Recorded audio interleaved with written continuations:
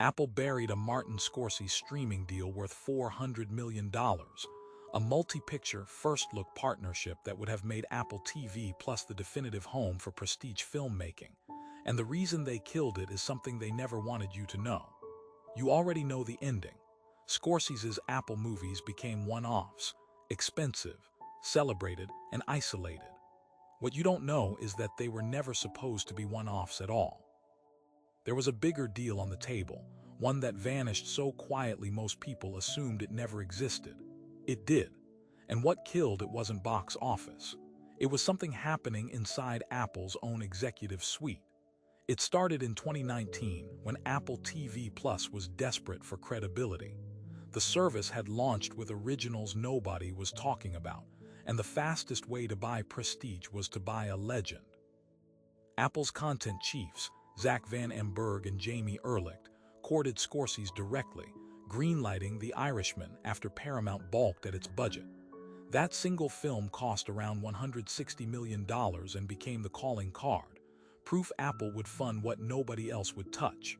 Scorsese noticed. So did his producing partners at Psychelia. Quietly, conversations began about something much larger than a single picture. By early 2021, that conversation had become a term sheet. Sources close to the negotiations describe a first-look, multi-picture partnership valued at roughly $400 million across 5 years, covering Killers of the Flower Moon, a planned Frank Sinatra biopic, and at least 2 additional untitled features Scorsese would produce even when he wasn't directing. This wasn't a handshake. Lawyers had drafted language. Apple's finance division had modeled the spend against subscriber growth projections. Insiders at Apple Studios have said the deal was circulated internally as the Scorsese pipeline, a phrase used in at least one leaked planning document. It was real. It was signed in principle. And then, piece by piece, it vanished. The first crack came from the numbers. Killers of the Flower Moon ballooned past $200 million once you counted marketing, and its theatrical run, a condition Scorsese insisted on, generated barely a fraction of that back. Apple's leadership, who had approved the spend to buy prestige, started asking a colder question. Prestige for what audience? Streaming numbers were healthy but not explosive. Meanwhile, the executives who had championed Scorsese, Van Amberg and Ehrlich, were losing internal standing as Apple's broader content strategy shifted upward, towards sports rights and live event programming that could be measured in subscriber retention, not festival applause. Remember that signed pipeline, the one built to make Scorsese the face of Apple Originals for half a decade? Here's where it actually died. And it wasn't the box office numbers, and it wasn't even the budget overruns. It was Apple's 2023 decision to lock in 10-year rights deals for Major League Soccer and expand Formula One coverage, redirecting content spent toward programming Apple's leadership believed would move the subscriber needle faster than any film could. Internally, film prestige had been a credibility play.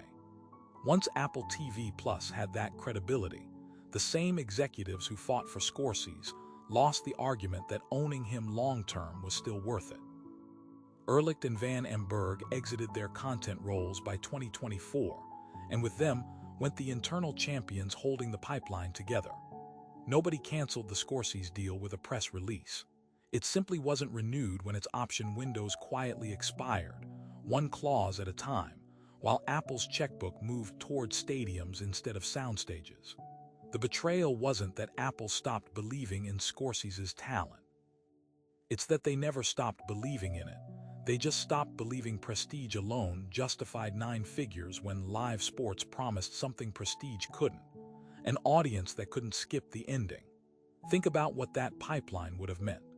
A Sinatra biopic with Scorsese's full resources behind it, likely built around a lead performance that could have redefined a young star's career.